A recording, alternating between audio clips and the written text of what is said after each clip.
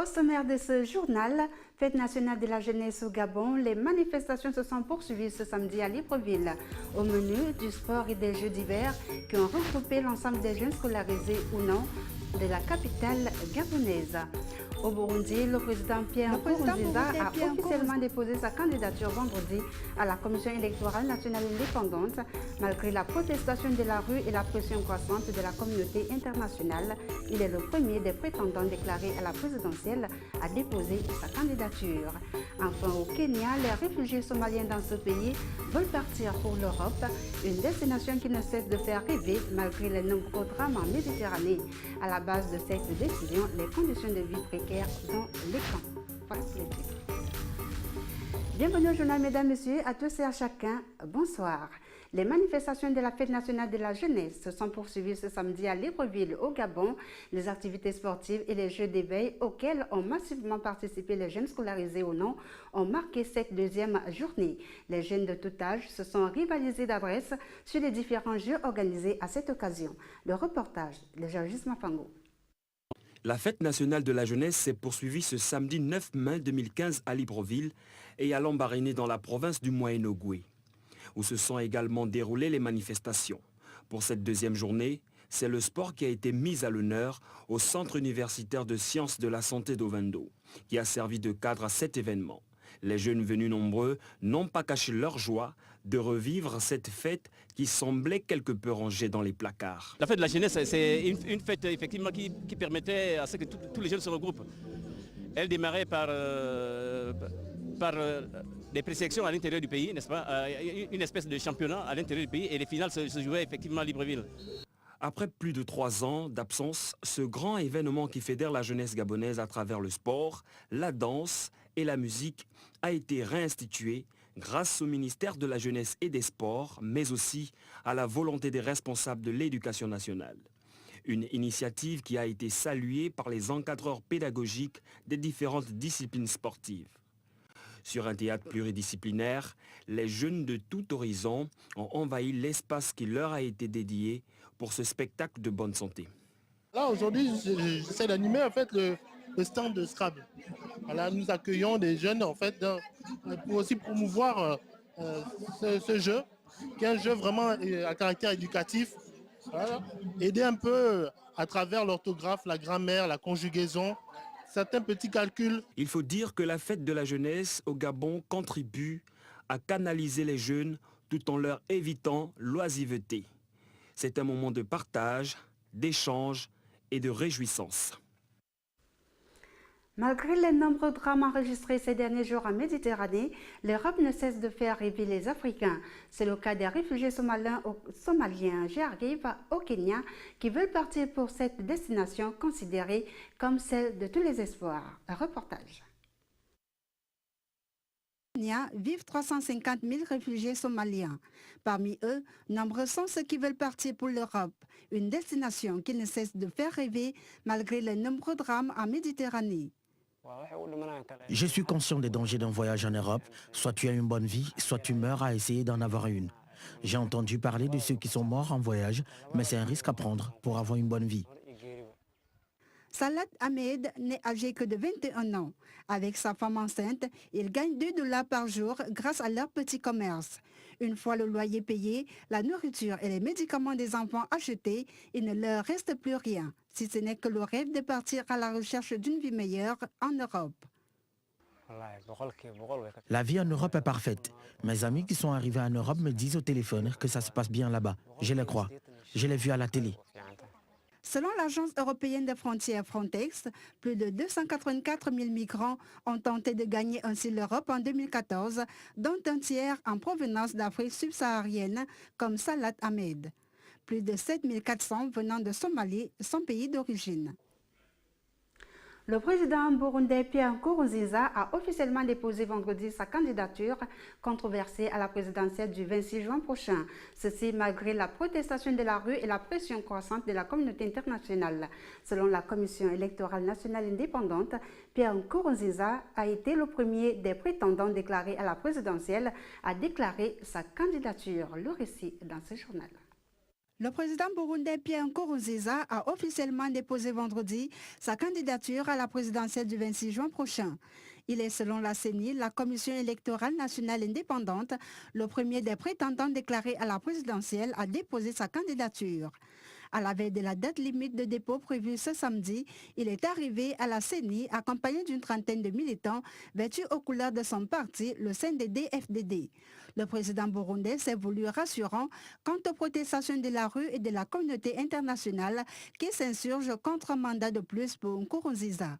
Même en 2010, il y avait quelques aussi résistances pour aller au processus électoral, mais nous vous disons que chaque chose a son début et a sa fin. Mais ce que nous remarquons aujourd'hui, ce n'est pas comparé avec ce qu'on a vécu dans les années 93 ou en 2005. Nous disons que la situation est facilement maîtrisable et que le processus électoral va se passer en bonne et due forme. La capitale burundaise est depuis le 26 avril le théâtre de manifestations interdites par le pouvoir et émaillées de heurts parfois violents opposant les contestataires à la police et aux jeunes du parti présidentiel. Les opposants au chef de l'État élu jugent un éventuel troisième mandat anticonstitutionnel et contraire aux accords d'Arusha qui avaient ouvert la voie à la fin de la longue guerre civile dans ces pays d'Afrique des Grands Lacs entre 1993 et 2006. Pour les partisans, la démarche est fondée et la Cour constitutionnelle, jugée inféodée au pouvoir par les protestataires, leur a donné raison. Sous la pression de la communauté internationale qui menace de ne plus financer le processus électoral, opposition et pouvoir ont entamé cette semaine des pourparlers informels. Vendredi, quelques rumeurs ont circulé à Bujumbura sur un accord imminent. En Afrique du Sud, Graça Machel, la veuve de l'ancien président Nelson Mandela, a appelé l'Afrique du Sud mercredi à se réveiller avant que les violences xénophobes qui ont endeuillé le pays début avril ne se retournent contre les Sud-Africains eux-mêmes. C'était lors d'une exposition. Roland Jacou nous en parle. La veuve de l'ancien président sud-africain Nelson Mandela a appelé mercredi l'Afrique du Sud à se réveiller avant que les violences xénophobes qui ont endeuillé le pays début avril ne se retournent contre les Sud-Africains eux-mêmes. C'est pendant une exposition nommée On the Front Line que Graça Machel a fait cette déclaration. Ces 5 millions d'étrangers qui sont en Afrique du Sud sont poussés pour venir ici.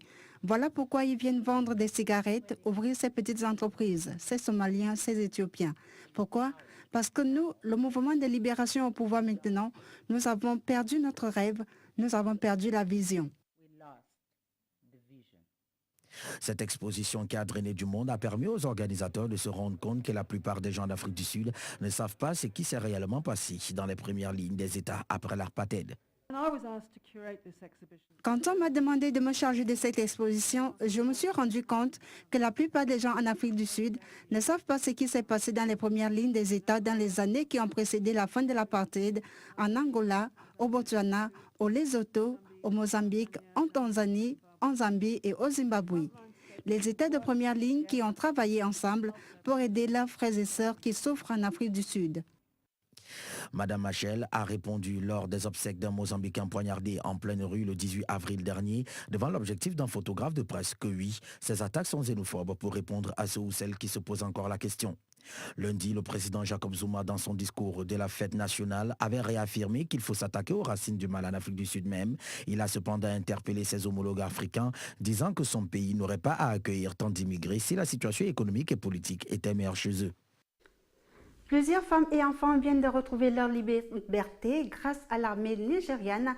À Yola, 275 femmes et enfants libérés des camps de Boko Haram ont été transportés il y a une semaine par une équipe médicale. Malgré le traumatisme psychologique, certaines femmes racontent les horreurs de ce groupe djihadiste. C'est le cas de Fanta Adamou, une ancienne prisonnière. Reportage.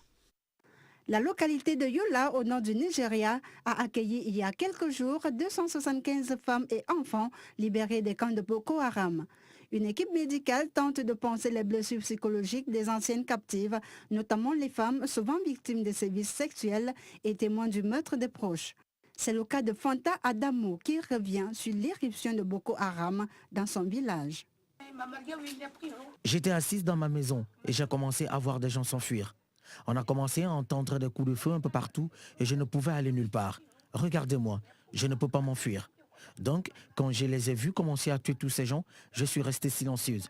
Un de mes fils, il est soldat à Lagos. Il a essayé de me sortir de là. Dans le camp de Maldi, où ces anciens otages ont été recueillis, les équipes présentes soignent les blessures psychiques et tentent de leur apporter un soutien psychologique. Mais les traumatismes profonds demandent un travail de longue haleine et les victimes sont nombreuses. Selon Amnesty International, plus de 2000 femmes et jeunes filles ont été kidnappées depuis le début de l'année 2014. Seulement 725 au total ont déjà été libérées. Une note de santé pour la suite du journal. Le Libéria va bientôt être débarrassé de l'épidémie d'Ebola, l'annonce et les autorités sanitaires. La maladie y a fait près de 5000 morts. C'est fort de cette nouvelle que les femmes libériennes ont organisé une manifestation pour exprimer leur joie. Un reportage. Le Libéria est sur le point d'être officiellement débarrassé de l'épidémie d'Ebola qui y a fait près de 5000 morts. Pour marquer cette bonne nouvelle, l'Organisation des femmes pour l'édification de la paix a organisé une manifestation pour exprimer la joie de l'ensemble de ses membres.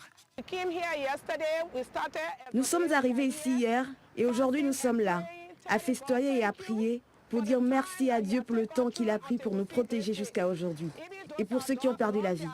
Nous ne sommes pas meilleurs, mais nous demandons au Dieu Tout-Puissant de garder leur âme en paix. Malgré cette embellie, les femmes libériennes n'entendent pas négliger les règles de prévention, seul gage de l'extinction définitive de la maladie sur l'ensemble du territoire libérien.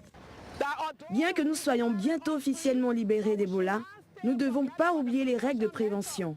Nous devons continuer à nous laver les mains et à observer les signes au sein de la communauté, mais aussi dans toutes les zones rurales du Libéria. Le pays s'acheminait vers l'objectif souhaité de 0 cas lorsqu'à nouveau a été déclaré le 20 mars dernier la première contamination enregistrée en presque un mois. Il s'agissait d'une femme de 44 ans. Le 9 mai marquera l'expiration de 2 fois 21 jours après son enterrement le 28 mars, mais surtout l'épilogue de plus d'une année de souffrance et de sacrifices inhumains. À l'entrée de la baie de Pointe-à-Pitre est sortie de terre une œuvre architecturale singulière. C'est le Memorial Act, un lieu d'expression sur l'esclavage qui ambitionne d'apaiser cette mémoire douloureuse en Guadeloupe et au-delà. Roland Jacot. En présence d'une trentaine de dirigeants africains et caraïbéens, François Hollande inaugurera le Memorial Act ce dimanche 10 mai, journée nationale des commémorations de l'esclavage et des abolitions. Cette œuvre architecturale singulière, sortie de terre à l'entrée de la baie de Pointe-à-Pitre, est un lieu d'expression sur l'esclavage qui ambitionne d'apaiser cette mémoire douloureuse en Guadeloupe et au-delà. Les pays européens sont gênés de reconnaître l'impact de la traite sur le développement des pays concernés. De l'exposition permanente à l'exposition temporaire, en passant par le centre de généalogie et la médiathèque, la salle de colloque ou des spectacles vivants, le MACT veut tricoter les différentes disciplines selon les termes de Bruno Hérault, concepteur du mémorial. Le MACT partant des Amérindiens qui peuplaient les Antilles pour finir sur les formes modernes d'esclavage, du travail des enfants au trafic d'êtres humains, veut construire un discours apaisé, réconcilier les mémoires, alors que cette mémoire s'est peu dite ouvertement dans les Outre-mer, mais a irrigué souterrainement les sociétés antillaises. Le centre met en lumière des parcours moins connus des nègres marrons, flibustiers et rebelles qui ont jalonné l'histoire passée et donnent la parole à des artistes contemporains. Sur plus de 3 hectares, le Memorial Act, déjà surnommé MACT, déploie ses 7800 mètres carrés de bâti, dont 2500 mètres carrés d'exposition, le plus grand centre dédié à l'histoire de la traite négrière. Hors du continent africain, en Russie, grande parade militaire sur la place rouge, démonstration de patriotisme dans les rues de Moscou, retour des affiches de Staline. La Russie célébrait samedi en grande pompe, mais sans ses alliés européens et américains d'alors, le 70e anniversaire de sa victoire sur l'Allemagne nazie. Roland Jacot. Des commémorations du 70e anniversaire de la victoire des Russes sur l'Allemagne nazie se déroulent dans une vingtaine de villes russes, de Kaliningrad, l'enclave russe en Europe, à Vladivostok, dans l'extrême-orient du pays. À Moscou, la parade militaire a commencé avec l'arrivée sur la place rouge dans une île décapotable de l'époque soviétique du ministre russe de la Défense Sergei Shoigu qui a passé en revue les troupes. Vladimir Poutine peut se targuer d'accueillir les dirigeants de puissances émergentes comme le président chinois Xi Jinping et indien Pranab Mukherjee, son homologue égyptien Abdel Fattah al-Sisi ou le cubain Raúl Castro ainsi que le secrétaire général de l'ONU Ban Ki-moon pour une parade militaire à l'ampleur inédite qui fait la part belle aux nouveaux armements russes. Après la parade militaire, plus de 160 000 personnes sont attendues dans le centre de Moscou pour un gigantesque cortège où les moscovites brandiront des portraits de leur père ou grand-père, vétérans de guerre. Dans la soirée, des concerts sont prévus avant un feu d'artifice tiré depuis une dizaine de points dans la capitale russe.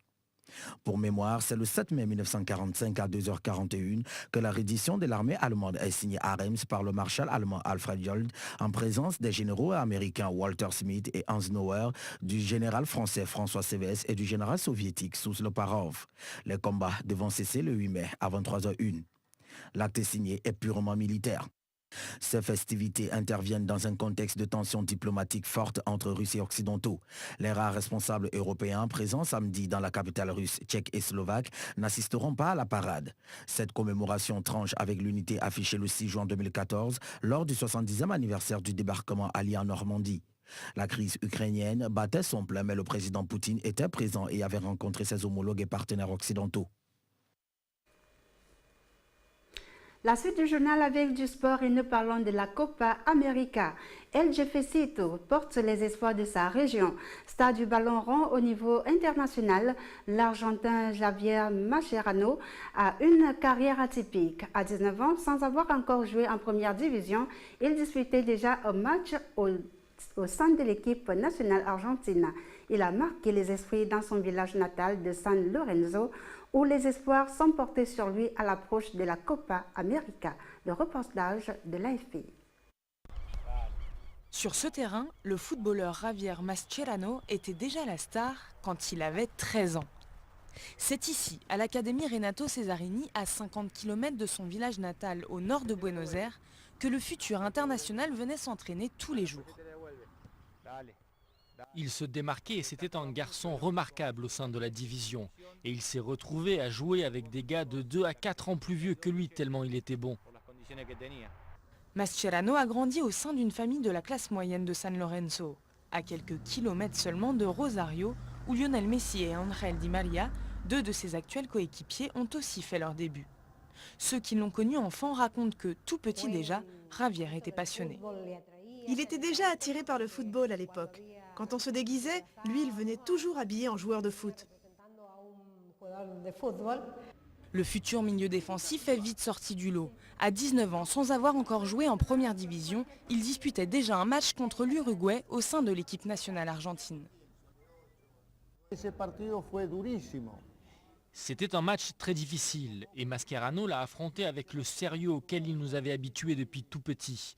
Il nous a laissé une belle image parce que jouer pour la sélection nationale sans être passé par la première division, personne d'autre ne l'avait fait.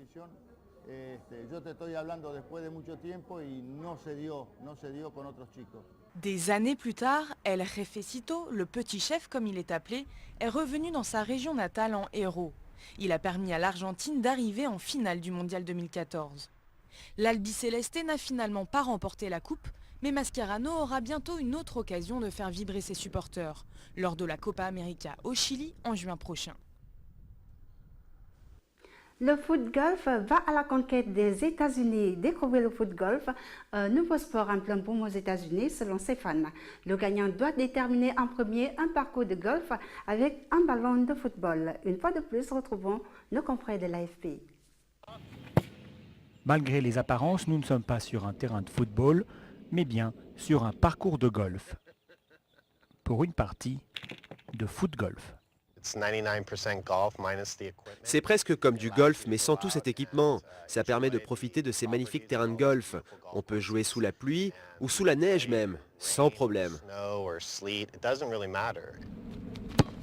Comme au golf traditionnel, la puissance du tir n'est pas le seul facteur décisif.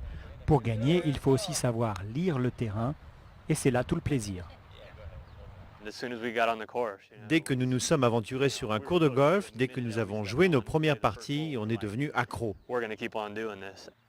Inventé aux Pays-Bas en 2009, le foot-golf est, selon ses fans, en pleine explosion aux États-Unis, surtout en Californie, où plus de 50 parcours sont homologués.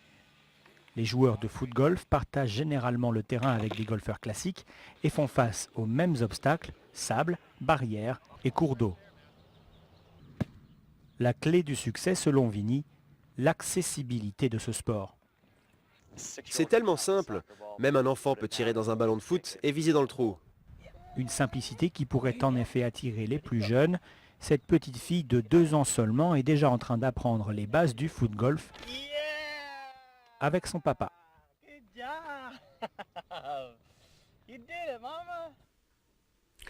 Fin de cette édition d'information, mesdames, messieurs, voici le rappel des titres. Fête nationale de la jeunesse au Gabon, les manifestations se sont poursuivies ce samedi à Libreville. Au menu du sport et des jeux d'hiver qui ont regroupé l'ensemble des jeunes scolarisés et non scolarisés de la capitale gabonaise. Au Burundi, le président Pierre Nkurunziza a officiellement déposé sa candidature vendredi à la Commission électorale nationale indépendante, malgré les protestations de la rue et la pression croissante de la communauté internationale. Il est le premier des prétendants déclarés à la présidentielle à déposer sa candidature. Enfin, au Kenya, les réfugiés somaliens dans ce pays veulent partir pour l'Europe, une destination qui ne cesse de faire rêver malgré les nombreux drames en Méditerranée. À la base de cette décision, les conditions de vie précaires dans les camps. C'est dans la fin de ce journal, mesdames, messieurs. Merci de nous avoir suivis. Bonne soirée en compagnie des programmes de Canal 7, la chaîne panafricaine.